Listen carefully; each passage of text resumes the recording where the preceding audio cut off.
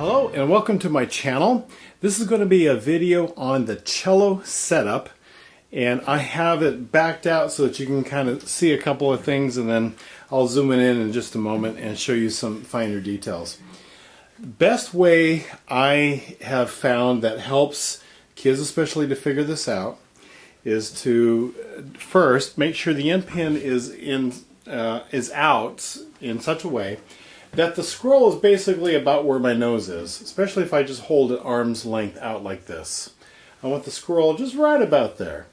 And then when I hold it with my left hand, okay, I'm going to sit down on the end of the chair, and then I can bring the instrument to me. Remember, setup is what I talked about, is that I'm bringing the instrument to the body. The body doesn't go to the instrument, but the instrument comes to the body. So up there, about an arm's length out, you sit on the front of your chair, not on the edge. Don't say edge, because you'll have some kids literally try to sit on the edge. Sit on the front end of the chair, front half, bring it to your body. All right? And so that's the first step.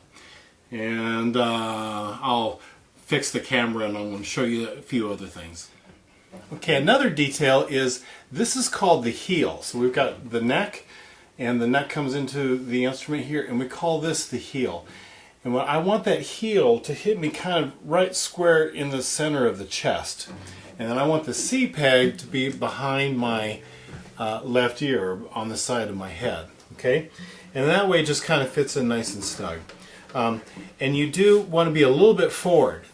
They actually make something called a cello chair, and that is where the back legs of the chair are higher than the front legs, so that the seat has an angle to it, and when you sit down you kind of just naturally go forward a little bit, and just a little. You know, you don't want to fall asleep on your cello, but just to be forward a little bit as you play.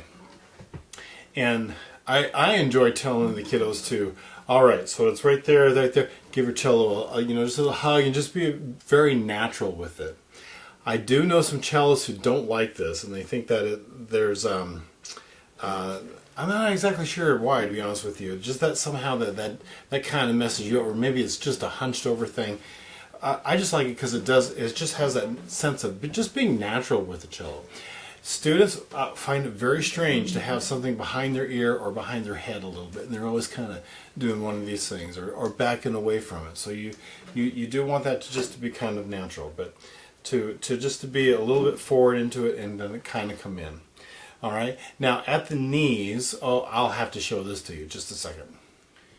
So you just kind of notice here, I've got this at where my knees are right at kind of the bottom parts of this C bout.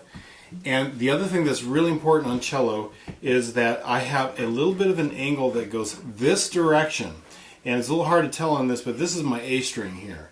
I don't want it going this direction. I want it going this direction, because that A string's played on a lot, and you have to really be able to reach around when you play on that. So you want to have your knees right about here, right at the parts of the bout there, and a little bit of a turn to it, so that the A string has come up. Also, I want you to notice that there's a bit of an angle. So this is not parallel to the floor. All right. There's a little bit of an angle here, so that when I play, right on top of those F holes, and I'm really nice and straight with the bridge, as I've kind of got a natural thing going there.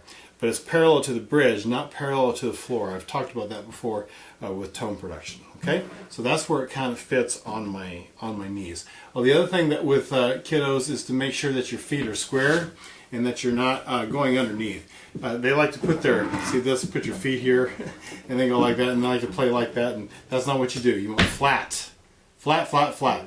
Matter of fact, I have a young person going into the collegiate orchestra next year, and they said, "Hey, would you tell me when I'm not doing that, and make sure that my legs straighten out?" It's like, okay, I will try to help you, because you want them like this. And this is just a bad habit that many kids get into. Okay, and that's pretty much the setup for the cello. So just some quick review. When I stand, I want the end of the scroll to be right at my nose, arm's length. When I sit down, I want to bring it to my body so that the heel hits me in the center of the chest and the C peg is behind my ear.